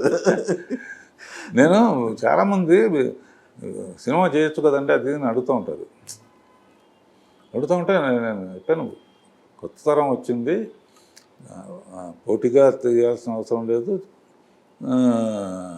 ఓడిపోవటం ఇష్టం లేదు. ఇప్పుడు కరెక్టే కానీ సార్, ఇప్పుడు మీ సమకాలీకులైన మార్టిన్ స్కార్సెసే కానీ రిడ్లీ స్కాట్ కానీ స్టిల్ సినిమాలు చేస్తూనే ఉన్నారు. మీ సో అందుకే మీ ఫ్యాన్స్ కూడా మీ నుంచి సినిమా ఎప్పుడైనా ఎదురు చూస్తూ ఉంటారు.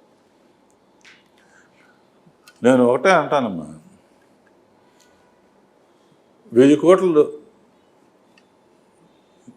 ఇస్తే తీసుకుంటావా అన్నా కూడా, 1000 కోట్ల కన్నా కూడా డైరెక్షన్ అయితే చేస్తానంటాను. డైరెక్షన్ ప్యాషన్గా తీసుకున్నాను కాబట్టి దాన్ని సిన్సియర్గా అద్భుతంగా ఎలా తీయాలో ఒక్కో షాటు, కొత్త పాటల విషయంలో I to thank all my music director, Chakravarthi garu కానీ, మహాదేవన్ కానీ, ఇళరాజా గారు. ఇప్పుడైతే కీరవాణితో నాకు 24 ఫిల్మ్స్ జర్నీ. అద్భుతమైన అండ్ మర్చిపోలేని అనుభూతి. ఇప్పటికీ నాకు అన్నమయ్య అనే సినిమా నాకు రావటం అనేది ఆ వెంకటేశ్వర స్వామి పంపించాడు అనుకుంటాను. ఇన్నేళ్ళు గడ్డం ఇచ్చినందుకు చేశాడో మరి ఎందుకు చేశాడు కానీ, లేకపోతే బాపు గారు, విశ్వనాథ్ గారు లాంటి వాళ్ళు చేయాల్సిన సినిమా వాళ్ళు కూడా ట్రై చేశారు. కథ చిన్నది. నేనేంటంటే దాన్ని అది నాకు అవకాశం రావటం, దాన్ని కొంచెం కొన్ని ఒరిజినల్గా అయితే చిన్నప్పుడే వెళ్ళిపోయాడు అతను. థియేటర్కి రప్పించడానికి హీరో ఉండాలని చెప్పి నాగార్జునని, దాని మీద చాలా క్రిటిసిజం వచ్చింది. నాగార్జున మన్మధుడు లాంటి వాడిని భక్తుడు అంటే ఆ పాటలు పెట్టడం అంటే త్యాగరా సార్. ఇప్పుడు కీర్తనలు కూడా శృంగారరసమైన కీర్తనలు కూడా ఉన్నాయి కదా అని సమర్థించిన వాళ్ళు కూడా ఉన్నారు కదా. అన్నీ ఉన్నాయి. సో అన్నమయ్య ఒకటి, రామదాస్ ఒకటి, సాయిబాబా చేయాల్సిన రావటం, మంజునాథ చేయటం, నమో వెంకటేశ్వర చేయటం. ఒక విధంగా చూస్తే అన్ని జానర్స్ టచ్ చేశాను. కానీ ఒకటి చేయలేదు సార్ మీరు. పాండవ వనవాసం అనే ఒక పౌరాణిక సినిమాతో మీ కెరియర్ స్టార్ట్ చేసి మీ ఎంటైర్ కెరియర్లో ఒక పౌరాణిక చిత్రం టచ్ చేయలేదు. అంటే పౌరాణిక టచ్ చేయలేదని చెప్పి ఏం చేశానంటే, అన్నమయ్యలో కథలో అయితే ఇక్కడికి వెంకటేశ్వర స్వామికి లింక్ ఉండదు. వైకుంఠం చూపించి ఓకే ఈ రామదాసుది గుడి, తన గుడి కట్టేవాడు దగ్గరను చూడాలని చెప్పేసి ఇంటర్వల్ టైము ఇప్పటికీ చూస్తే ఒళ్ళు గొప్పడుతుంది. రాముడు కిందకు దిగి రావటం, పాదం అసలు ఆకాశం నుంచి పాదం రావటం, పాదం రాగానే నేలంతా పువ్వులు చూడవటం, జంకలు ఎగరటం, అది ఇంటర్వల్ షాట్కి మొత్తం. సో ఇప్పుడు ఏంటంటే నేను ట్రై చేస్తాను. ఇప్పుడు ఈ పురాణాలది 1 minute 2 minutes చేశాను కదా, ఇప్పుడు అది కూడా చేసేసినట్టే. ఒక కోరిక ఏముందంటే పాటలో మొత్తం రామాయణం చేయాలి ఏఐలో. అది ఐడియాని రెడీ చేసి పాట రెడీ చేశాను. ఏఐలో కొంతమంది హిందీ వాడు కానీ వీడు కానీ భారతం క్యారెక్టర్స్ ఈ క్యారెక్టర్స్ పెడుతున్నారు కానీ డైలాగ్స్ చెప్తూ ఉంటాయి, బొమ్మ మాట్లాడినట్టు ఉంటుంది. ఓకే, పాట జరుగుతూ ఉంటే సీన్ వెళ్తుంది అనుకో, ఆ ఫీలింగ్ డ్రిప్ అనేది ఉండదుగా. సో దానికి టెస్ట్ కూడా చేశాను ఒక 5 minutes. సో నాకు చాలా ఇష్టం. వల్లి కళ్యాణం కూడా చేద్దాం అనుకున్నాం ఒకసారి. సార్ మీ గురువులతో పోలిస్తే మీరు గురువుని మించిన శిష్యుడు అనిపించుకున్నారు. మీ శిష్యులు అందరూ కాదు, కొంతమంది మిమ్మల్ని మించి, ఎస్పెషల్లీ రాజమౌళి, ఆయన వరల్డ్ లెవెల్లో ఫేమస్ అయిపోయారు. ఎలా? నాకు చాలా గర్వంగా ఉంటుంది. ఒక బాహుబలి అనే సినిమా గిఫ్ట్గా ఇచ్చాడు అనుకుంటాను. ఎందుకంటే ఆల్మోస్ట్ కీరవాణి ఫ్యామిలీ కానీ రాజమౌళి ఫ్యామిలీ, మా పిల్లలు వీళ్ళందరూ కలిసే ఉంటారు. టైంకి ఏదో ఇంకో సినిమా వచ్చి ఉండొచ్చుగా, నేను అడగంగానే ఇచ్చుంటే నేను గట్టిగా ప్రయోజనం చేస్తే ఇచ్చేవాడు. అట్లా కాకుండా ఆర్డర్లో చేసుకుంటూ వచ్చాడు. ఎప్పుడు తను మాట ఇచ్చిన వాళ్ళకి మళ్ళీ పక్కా పెట్టి చేయలేదు. ఇంకా హార్డ్ వర్కర్. అండ్ వాళ్ళ మహేష్ బాబుతో ఇంట్రొడ్యూస్ చేసినప్పుడు, వెంకటేష్ బాబుని ఇంట్రొడ్యూస్ చేసినా, వీళ్ళని ఇంట్రొడ్యూస్ చేసినా, గంగోత్రుల్లో బన్నీని ఇంట్రొడ్యూస్ చేసినా కూడా చాలా బాధ్యతగా చేశాను నేను. ఎందుకంటే రామానాయుడు గారి కొడుకు సినిమా ఏమైనా అటు ఇటు అయితే, అలా కృష్ణం నా మీద పెట్టుకున్న నమ్మకం అటు ఇటు అయితే, అట్లా చిరంజీవి తాలూకు అరవింద్ అటు ఇటు అయితే, నా అదృష్టం ఏంటంటే ఫస్ట్ పిక్చర్తోనే వాళ్ళు బ్రహ్మాండ పేరు రావటం. ప్రిన్స్ మహేష్ బాబు అనేది ప్రిన్స్ అట్లా పర్మనెంట్గా ఉండిపోయింది. 100వ సినిమా రిస్కీగా ఉంటుంది జనరల్గా. 100వ సినిమా ఒరిజినల్గా నేను చిరంజీవి గారిని, నాగార్జున్ని, వెంకటేష్ని ముగ్గురిని పెట్టి మాట్లాడాను. ముగ్గురు చేస్తున్నారు, ముగ్గురు కలిసి. టైటిల్ ఏమని అంటున్నారు అప్పుడు? త్రివేణి సంగమం. కథ కూడా సగం చేసిన తర్వాత వందో సినిమా మేము కలిసి చేస్తాం. అప్పుడు పెళ్లి చంద్రుడు కూడా కలిసి చేసాం కదా. నేను అరవింద్ దత్తు గారు కలిసి చేయాలనుకుని సగం కథ అయిన తర్వాత దత్తు గారు ఎందుకు మనం ఒప్పుకున్నా సరే రేపొద్దున నా పాట కన్నా వాళ్ళ పాట బాగుందనో లేకపోతే మళ్ళీ ఉన్న ఇది పోతుంది అన్నప్పుడు నాకు ఐడియా కరెక్ట్ అనిపించింది. టెన్షన్ పెట్టుకోవటం ఎందుకు వందో సినిమాకి. అంటే గ్రేట్ దట్ వాళ్ళు గురువు ఒప్పుకోవటం చాలా గొప్ప. బట్ కన్విన్స్ చేయగలమా లేదా? ఫ్యాన్ ఫాలోయింగ్స్ ఎక్కువ ఉన్నాయి. మన సంగతి ఎట్టా ఉన్నా వాళ్ళు అని చెప్పి అప్పుడు చిన్న సినిమా తెద్దాం అనుకుని, కొత్త వాళ్ళతో తెద్దాం అనుకుని అమ్మాయిని ముందు సెలెక్ట్ చేశాను. కథ విని అరవింద్ చిరంజీవి గారు విన్న తర్వాత వెంటనే అన్నాను, మన ఆడితో చేయడం నాకు పెద్ద పెద్ద చిరంజీవి ఫ్యామిలీ నుంచి వస్తున్నారంటే పెద్ద పెద్ద సెట్లు గిట్లు అన్నీ ఉంటాయి అనుకుంటారు. ఇందులో పాలేరు కొడుకు లేదు కథ బాగా ఉంది అన్న తర్వాత సో ఆ విధంగా గంగోత్రి మ్యూజిక్ కానీ ఇది కానీ అది కానీ అసలు నాకు కావాల్సిన దానికన్నా చాలా ఎక్కువ ఇచ్చాడు దేవుడు అని నమ్మకంతో ఉన్నాను. అండ్ వాళ్ళ యాక్చువల్గా అయితే మీరందరూ చెబితే 2వ తారీఖు ఇట్లా ఫస్ట్ పిక్చర్ అయింది, సరిగ్గా 50 years అయిందని ఎవరో చెప్తే కానీ నాకు తెలీదు. అసలు ఫస్ట్ డే నీకు ఫోన్ చేసినప్పుడు తర్వాత చూద్దాం అన్నానే, ఇక్కడ లేకుండా ఎక్కడికైనా వెళ్ళిపోదాం అన్నాను. ఓకే, వెళ్ళిపోయిన ఏమవుతుంది, మీ లెక్క ప్రకారం ఎప్పుడు జర్నలిస్టులు కానీ మీడియా వాళ్ళు కానీ అందరూ వాళ్ళు ఒక లెక్క ఉంటుందిగా, వాళ్ళు అనుకుందరు ఎట్లాగో రాస్తారు, ఎట్లాగో పత్రికలకు అన్ని పాటలు వేయటం కానీ లేకపోతే ఇది కానీ చేస్తూ ఉంటారు. అట్లాంటిది ఈ అకేషన్ని మనం సార్, ఈ అకేషన్ అనేది మేము చేయటం కాదు, మీరు చేసుకోవడం కాదు.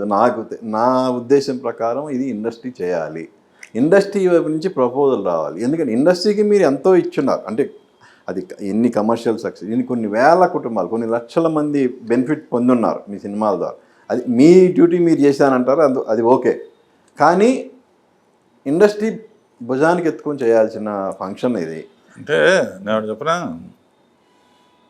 ఒక ఇండస్ట్రీ ఒకవేళ చేస్తానన్నప్పుడు నేను వద్దంటాను. ఎందుకంటే నాకు మొదటి నుంచి స్టేజ్ మీద ఎక్కి వాళ్ళందరూ వచ్చి చాలా చెప్పడం అంటే నాకు కంగారు సార్ ఇండస్ట్రీ చేయలేదు, మీరు ఎంతమందినో పరిచయం చేశారు.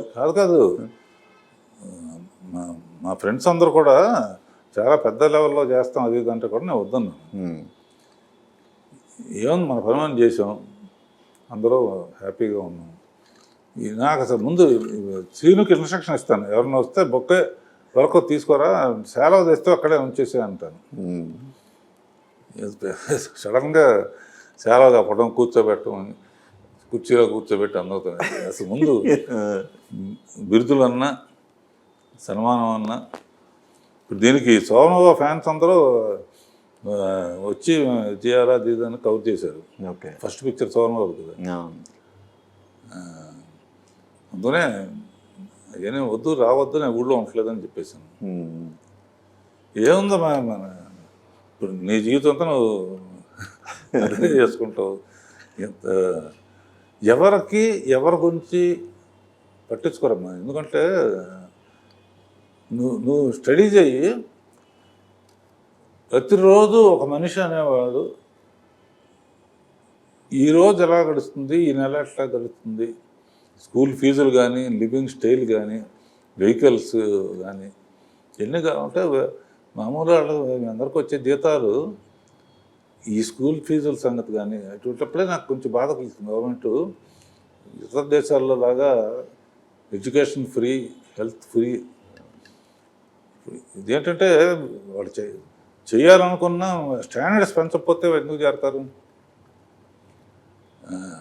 అంటే. అందుకనే ఎవరి యాంగిల్లో వాళ్ళు ఐఏఎస్ కానీ లేకపోతే ఇంకోళ్ళు కానీ లంచాలు తీసుకుంటారు అది ఇది అంటారే. అసలు వాళ్ళ జీతాలతో పోలిస్తే పిల్లలు కాలేజీకి కానీ దీని కానీ ఫీజులు కట్టడానికి కూడా సరిపోదు. అంటే నాకు ఆలోచనలు ఉన్నాయి కానీ దాని జోలికి వెళ్ళను. కరెక్టే సార్, మీరు ఐఏఎస్లు ఐపీఎస్లు వీళ్ళ జీతాల వరకు వచ్చారు. కానీ అసలు పొలిటీషియన్స్ అండి ఇప్పుడున్న పొలిటికల్ వ్యవస్థని మీరు రోజుకొక స్కామ్ చూస్తున్నారు కదా, కొన్ని వేల కోట్ల కుంభకోణాలు చూస్తున్నారు కదా, వాటిని చూసినప్పుడు ఏమనిపించింది మరి మీకు?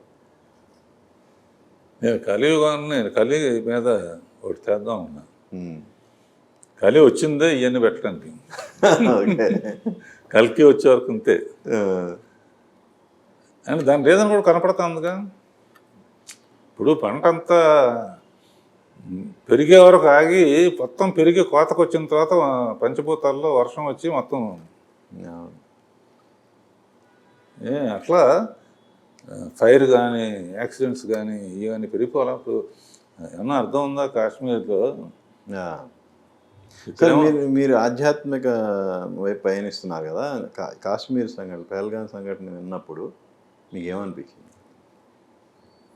మామూలు బాధ కదమ్మా. నేను ముస్లిము హిందూ అటువంటి తేడా చూపింది, కానీ ముస్లిమ్స్లో కూడా ఎంత మంచి వాళ్ళు ఉన్నారు చేసినది. ఇప్పుడైనా సరే కొంతమంది వల్ల జరుగుతుందమ్మా ఇది. ఏంటంటే పాకిస్తాన్గా ఉంటుంది, ఇండియాగా ఉంటుంది. ఆ మొక్క కోసం ఎంత హడావిడి ఇవన్నీ ఎందుకో అనిపిస్తుంది. అండ్ ఎప్పుడైనా ఇప్పుడు ఏది కనిపెట్టినా కూడా ఒక మేధావులు సైంటిస్ట్ కానీ వీళ్ళు కానీ అన్నీ మంచి. ఇప్పుడు సెల్ ఫోన్ ఉందనుకోమ్మా, దాని మీద ఒక ఫిల్మ్ తీస్తున్నాను నేను, అదే అరగంట ఫిల్మ్. సెల్ ఫోన్ అనేది దూరమైన వాళ్ళని దగ్గర చేయటానికి, రిలేషన్షిప్ పెంచడానికి, మంచి కార్యాలకి విష్ చేయటానికి, బర్త్డేలకి విష్ చేయటానికి, దానికి పెడితే ఎంతమంది మిస్యూజ్ చేస్తున్నారు? 90% మిస్యూజ్ అవుతుంది. సో అంటే ఎట్లా కూడా డబ్బు సంపాదించాలి, ఏదో ఇవ్వాలని చెప్పేసి అలా వాళ్ళేమో ఎంతో కష్టపడి డే అండ్ నైట్ కనెక్ట్ ఎంతో సాధ్యం. సెల్ ఫోన్ లాంటిది లేకపోతే ఏమైపోతాం అన్న స్టేజ్కి వచ్చేసింది. ఇప్పుడు ఖాళీగా ఉన్నప్పుడు ఎట్టండి సినిమా కలెక్షన్స్ తగ్గడానికి కూడా కొంచెం థియేటర్లో కాస్ట్లో ఒకటే కాకుండా సెల్ ఫోన్ కూడా ఒకటి. సినిమా అంటే ఇప్పుడు 150 పెట్టి టికెట్ కొన్నావు అనుకో, అయ్యే వరకు కూర్చోవలసింది నువ్వు, బాగున్నా బాగపోయినా. ఇదేంటి ఇట్లా చూస్తే బాగుందా తీసేయి, next Insta, YouTube short story చూసే ఓపిక కూడా లేదు.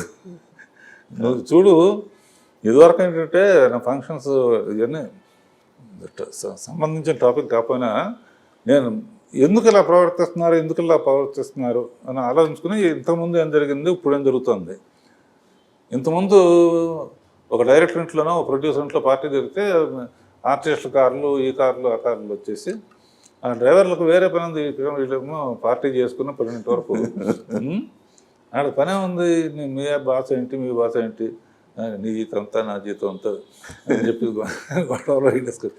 ఇప్పుడు ఎవడితో మాట్లాడట్లేదు, దిగటం ఎవడో సెల్ ఫోన్ అడుగు. సో అట్లా ఇంకా ముందు ఇంకా చాలా ఉంది. ఇంకా వచ్చిందంటే అమితాబ్ కానీ వీళ్ళు కానీ డబ్బింగ్ చెప్పవసరం లేదంట. సార్ మీరు స్టడీ చేశారు కదా ఏఐని బాగా, దానివల్ల బెనిఫిట్ ఉంటుందా, నష్టం ఉంటుందా? ఎనీ న్యూ ఇన్వెన్షన్ ఎంత మంచిగా ఉపయోగిస్తారో అంత డిస్ట్రక్షన్కి. నువ్వు మెజైల్ కనిపెట్టావు అనుకోమా, నువ్వు కనిపెట్టింది టెర్రరిస్ట్ కూడా ఫస్ట్ వెళ్తుంది. ఈ కనిపెట్టినవి వీళ్ళ దగ్గరే ఉన్నాయో వాళ్ళ దగ్గర ఇంకా వాళ్ళ దగ్గర అడ్వాన్స్ ఉంటున్నాయి. అంటే ఇది ఒకటే కాదు, ఏ ఇన్వెన్షన్ అయినా కూడా చాలామందికి వలన చాలా నష్టాలు, చాలామంది ఉద్యోగాలు తీసేస్తున్నారని. అంటే you have to accept the fact, జరుగుతుంది. అప్పుడు మనం ఆంధ్ర వాళ్ళందరూ వెళ్ళిపోండి అనుకున్నప్పుడు జోక్గా అనుకున్నాడు, పని వాళ్ళందరూ మీరు వెళ్ళిపోతే ఇల్లు మాకు ఇవ్వండి అని. ఏం అవ్వలేదు మామూలు శుభ్రంగా. ఫైనల్గా మీ కెరియర్లో నేను ఇంకా ఇది చేయాలి అనుకుని చేయలేకపోయినా ఏమైనా ఉందా? నేను చేయలేకపోయినా చాలా వర్రీ అయిన సందర్భాలు రెండు ఉన్నాయి మా. ఒకటి గాంధీ సినిమా చూసినప్పుడు, రెండోది బాగ్ మిల్కా బాగ్ చూసినప్పుడు. గాంధీ సినిమా చూసినప్పుడు అప్పటికి నాకు వేటగాడు ప్రేమ రాను, ఏమిటి మనం తీసింది, మొన్నే 60 ఏళ్ళు బ్రిటిష్ వాళ్ళు రూల్ చేసి మన బూట్ల కింద నలిగేటట్టు చేసి ఫైనల్గా గాంధీ గారు మన స్వాతంత్రం తెస్తే ఆయన సినిమా మనం తీక బ్రిటిష్ వాళ్ళే మనకన్నా గొప్పగా తీసి చూపించారంటే అది అంత కష్టపడి క్యారెక్టర్ కానీ అట్లా అన్నప్పుడు నాకు కళ్ళ నీళ్ళు వచ్చేసినాయి. అంటే బ్రిటిష్ వాళ్ళు తీయటం తప్పని కాదు, అదే మనం తీయలేకపోయాం అనేది ఎక్కువ. అటువంటిది కదా చేయాలి, చేస్తే. ఆ తర్వాత బాగ్ మిల్కా బాగ్ కూడా చాలా ఒలింపిక్స్ వాడి గురించి నేను ఏదైనా మంచిది ఒకటి బాహుబలి ఎందుకు సక్సెస్ అయిందని కూడా నేను రివ్యూ చేసుకుంటాను. పుట్టి కండబలం ఇది కాదు, బాహుబలిలో ఫ్యామిలీ డ్రామా ఉంది, మదర్ సెంటిమెంట్ ఉంది, వైఫ్ సెంటిమెంట్ ఉంది, బ్రదర్సు, ఒక తల్లి ఇద్దరికి పాలు ఇవ్వటం కానించి చాలా మ్యాటర్ పెడతాడు రాజమౌళి. అలా ఒక పిక్చర్ సక్సెస్ అయితే ఎందుకు సక్సెస్ అయింది అనేది రివ్యూ చేసుకోవటం. బాగ్ మిల్కా బాగ్ కూడా ఒకప్పుడు ఇతను ఇక్కడ పుట్టాడు, ఆ తర్వాత ఇక్కడ చదువుకున్నాడు, తర్వాత ఇక్కడికి వెళ్ళాడు, తర్వాత ఇక్కడ ఓడిపోయాడు, అట్లా తిన్నగా చెబితే ఎవరో చూడరు. ఆ స్క్రీన్ ప్లేలో ఉన్న మజా చూసి ఇటువంటి మనం తీయలేకపోయామే. ఒరిజినల్గా అయితే రామోజీరావుతో ఫస్ట్ ప్రపోజేషన్ నేను చెప్పింది ఏంటంటే మహాభారతం 4 భాషల్లో తీయాలని. ఆయన కూడా 5 ఏళ్ళు డేట్స్ ఇస్తానండి, మీరేమన్నా అందరిని పెడదాం అన్నా, ఇంగ్లీష్ వాళ్ళని బాంబే వాళ్ళని అందరూ మిక్స్ చేసి. అంటే ఆయన కూడా అనుకున్నారు కానీ ఇంకో వర్కౌట్ అవ్వదు. అది వర్కౌట్ అయ్యంటే ఫస్ట్ పాన్ ఇండియా సినిమా అయిపోయేది కదా. తర్వాత రామాయణం ఏంటంటే చదువుకోవడానికి న్యాయంగా అయితే రామాయణాన్ని ఇప్పుడు చేసేది కూడా ఏంటంటే రామాయణంలో ఒకటి రామాయణం కనుక పూర్తిగా ఎడ్యుకేషన్ సిస్టంలో డీటెయిల్డ్గా వాడు కాలేజీకి వెళ్ళేటప్పటికి పూర్తి రామాయణం తెలిసి ఉండాలి. ఎందుకంటే హ్యూమన్ వాల్యూస్ అన్నీ ఉన్నాయి రామాయణంలో. బ్రదర్హుడ్ అంటే ఏంటి, ఫాదర్ చెప్పిన మాట వింటాం ఏంటి, అట్లా అన్ని రకాల ఎంత తెలివైన వాడైనా రావణాసుడు వ్యాకరణంలో కానీ దీంట్లో కానీ అద్భుతమైన శివుడినే నేలకు తీసుకొచ్చాడు కదా. అలాంటి ఆయన ఒక తప్పు స్త్రీ మూలాన, అదే స్త్రీ మూలాన జరిగింది, ఇది స్త్రీ మూలాన జరిగింది. ఇదేంటంటే ఇటువంటి హ్యూమన్ వాల్యూస్ చిన్నపిల్లప్పటి నుంచే బ్రదర్స్ కొట్టుకోకుండా ఇందులో నీతులు చెబుతా పెరిగితే ఏ ఇంటర్వ్యూకి వెళ్ళినా కూడా జటాయు అంటే ఏంటి అడిగేటట్టు ఉండాలని చేయాలని క్లాస్ రూమ్ ఎడ్యుకేషన్ పెట్టాలని అనుకున్నామండి. ఓకే, ఇప్పుడు అందులోనే దీని ద్వారా అన్న ట్రై చేస్తే అదొకటి. కేఆర్ఆర్ సినిమాలో యాక్ట్ చేయాలి అని చాలామంది అప్పట్లో ప్రతి హీరో ప్రతి హీరోయిన్ కోరిక. బట్ కేఆర్ఆర్ ఛాయిస్ ఏంటి? చేసిన వాళ్ళందరూ థ్యాంక్స్, చేయాలనుకునే వాళ్ళకి మీ కొరకు దేవుడే తీర్చాలని. ఇప్పటికీ మీది గోల్డెన్ టచ్ అండి, ఒక్క సినిమాలో ఛాన్స్ ఇస్తారు అంటారు. ఛాన్స్ ఇవ్వటానికి సిస్టమే మారిపోయింది కదమ్మా. చిన్నాళ్ళతో తీస్తేనేమో చూడరు, థియేటర్ రప్పించడానికి కోట్లు ఖర్చు పెట్టి ప్రమోషన్ చేసి పెద్ద ఎంత.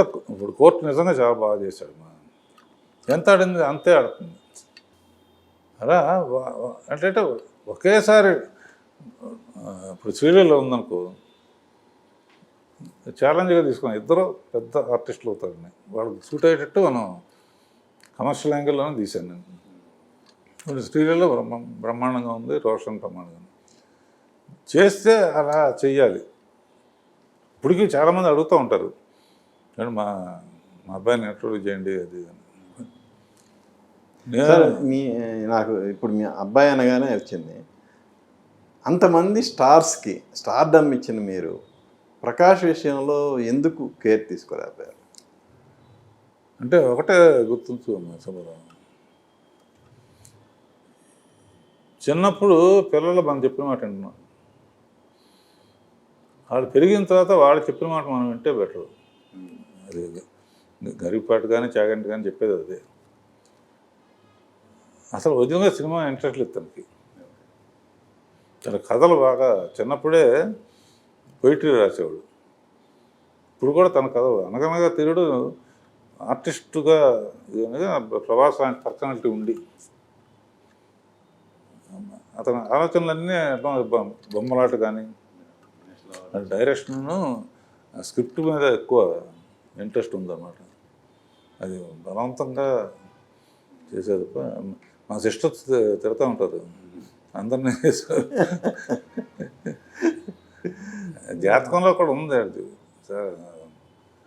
అదే సబ్జెక్ట్స్ బాగా హెడ్ ఆఫ్ టైమ్స్ లాగా ఉంటుంది అన్నమాట.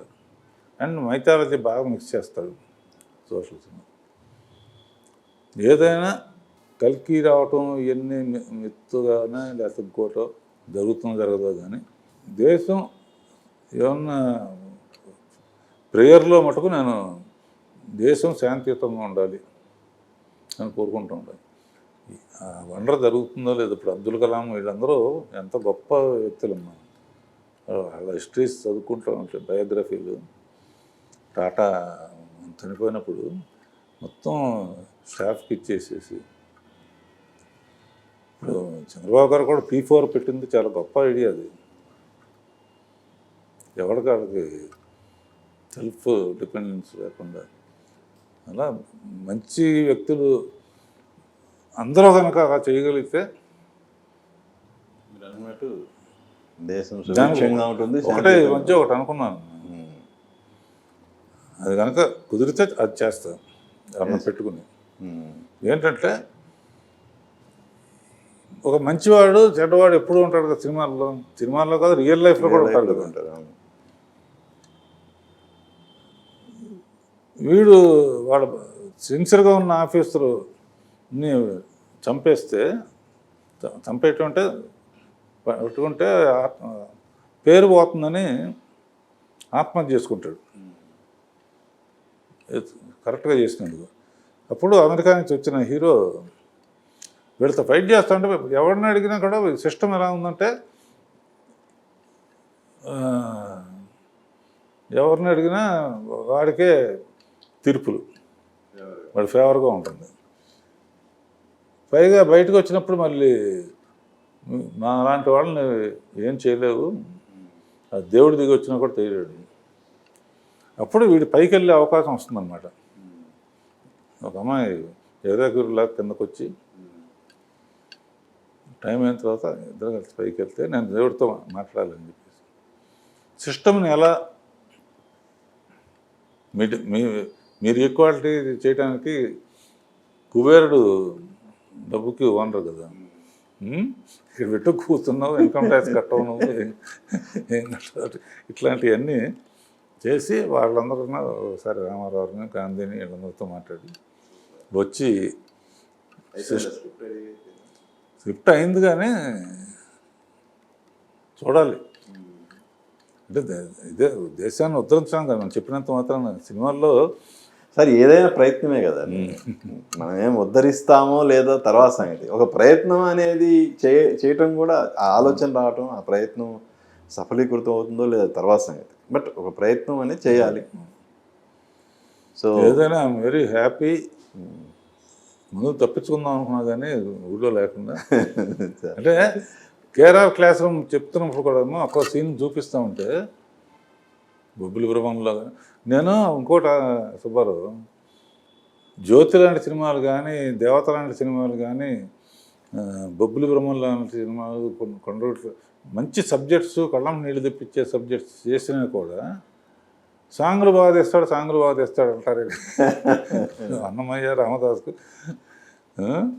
సార్ ఇప్పుడు నిజంగానే అనుకుందాం సార్, సాంగులు బాధిస్తారా, ఓకే, సాంగుల కంటే ఒక నంది అవార్డు వచ్చింది, మరి ఇంక మిగతా 4 నంది అవార్డులు బెస్ట్ డైరెక్టర్గా వచ్చినాయిగా మీకు. దాని గురించి కాదు, అంటే ఆడియన్స్కి ఏది నచ్చుతుందో ఒక డైరెక్టర్ దగ్గర నుంచి అది కావాలనుకుంటారు. ఇవ్వనప్పుడు డిసప్పాయింట్ అవుతారు కదా. ఆంధ్రజ్యోతి మీద 26 years ఇది. లేదు సార్, ఆంధ్రజ్యోతిది మనం యానివర్సరీ ఏదో వచ్చింది కదా, 60 years అండి చిత్రజ్యోతి సినిమాది, మాతో ఆంధ్రజ్యోతి అయితే 65 years అయిపోయింది. అదే నాది 50ఏగా. కనుక రాధాకృష్ణ గారు కూడా బాగా క్లోజ్. అందరూ ఇంతమంది మేధావులు ఉన్న సర్కిల్లో మంచి పేరుతో మనం జాగ్రత్తగా రిటైర్ అయినట్లు నటిస్తూ ఏదో పని. Thank you sir. నాకు ఇప్పుడు వరకు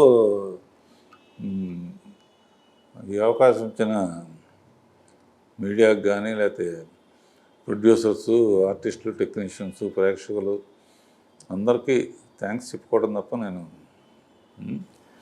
థ్యాంక్ యూ సార్. చూశారు కదా రాఘవేంద్రరావు గారి స్వర్ణోత్సవ సంవత్సరంలో మన స్పెషల్ చిట్ చాట్. మళ్ళీ మరో గెస్ట్తో మీ ముందుకు వస్తాను. మీ ఎన్ఎస్ఆర్ సైనింగ్ ఆఫ్.